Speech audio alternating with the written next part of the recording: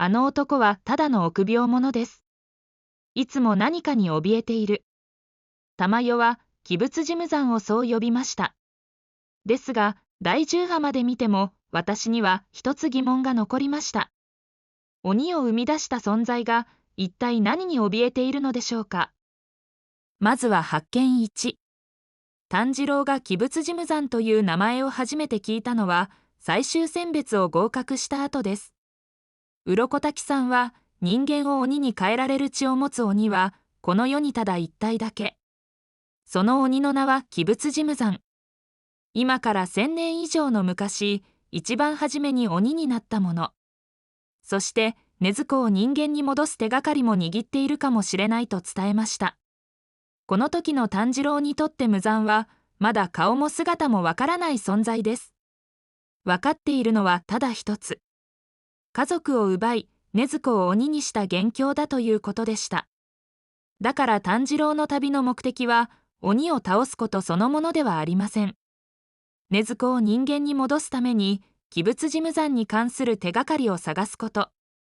浅草編は、その最初の一歩だったとも言えるのかもしれません。発見2。そして浅草で、炭治郎はついに鬼物事務山と出会います。家族を奪った鬼。炭治郎が追い続けてきた相手。炭治郎も、そして私たち視聴者も、どこかで恐ろしい姿を想像していたのではないでしょうか。しかし、そこで目にしたのは意外な光景でした。無惨は人間の姿で街を歩き、家族と思われる人たちと一緒に暮らしていたのです。少なくとも周りの人々には、普通の人間にしか見えていませんでした。だからこそ、この場面は不気味です。鬼でありながら人間社会に溶け込み、ごく普通の日常を送っているように見える。炭治郎が追い続けてきた相手は、これまで戦ってきた鬼たちとは全く違う存在だったのです。そして、この出会いをきっかけに、炭治郎は玉代や与四郎とも出会うことになります。浅草編は、無惨の姿を見るだけでなく、無惨を知るための旅の始まりでもあったのかもしれません。発見3。ところで、ここで一つ気になることがあります。無惨は浅草で炭治郎と直接出会っています。炭治郎にとっては初対面でしたが、無惨は炭治郎の耳飾りを見て動揺しました。それにもかかわらず、無惨はその場で炭治郎を襲うことはありませんでした。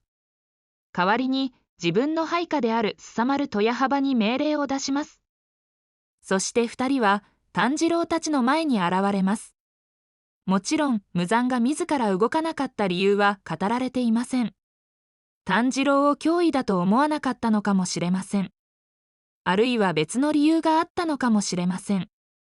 ただ、第10話までを振り返ると、無惨は自ら戦うよりも鬼たちを動かして目的を果たそうとしているようにも見えます。そして、この後玉代の口から語られる無惨の姿は、この行動を少し違った角度から考えさせるものになっていました。発見4。第10話で、玉代は無惨について興味深い話をします。あの男は臆病者です。いつも何かに怯えている。炭治郎にとっても、視聴者にとっても意外な言葉でした。なぜなら無惨は、鬼を生み出した存在だからです。そんな相手が怯えていると言われても、すぐには結びつきません。しかし玉代は、その理由についても語っています。鬼は群れないこと。そして鬼同士で共食いをすること。玉代は、それらが無惨によって仕組まれていると説明しました。さらに戦いの終盤では、玉代の血気術にはまった須佐丸が無惨の名前を口にしたことで命を落とします。鬼でありながら、無惨の名前すら自由に口にできない。この場面から見えてくるのは、鬼たちと無惨の関係です。無惨は鬼を生み出した存在であるだけではありません。鬼たちを強く支配している存在としても描かれています。もちろん、第10話の時点では玉代の言う臆病者の意味まではわかりません。ですが、鬼たちをここまで支配している姿を見ると、なぜ玉代がそんな言葉を使ったのか、少し考えてみたくなります。まとめ。こうして浅草編を振り返ると、炭治郎は無惨の正体を知ったわけではありませんでした。何を恐れているのか。なぜ玉代が臆病者と呼んだのか。その答えはまだわかりません。それでも炭治郎は、この浅草で無惨についていくつかのことを知りました。禰豆子を鬼にした元凶であること。人間社会に紛れて生きていること。自らは動かず、鬼たちを使って目的を果たそうとしていること。そして鬼たちからも恐れられる存在であることです。浅草編で見えてきたのは、無惨の正体そのものではありません。むしろ、無惨が周りにどのような影響を与えているのか、その輪郭だったのかもしれません。だからこそ玉代の、あの男は臆病者です。という言葉の重みを改めて考えさせられます。皆さんは第10話までの無惨を見てどう思いますか？ぜひコメントにて感想をお寄せください。それと、もう一つ気になったことがあります。玉代は鬼は群れないと話していました。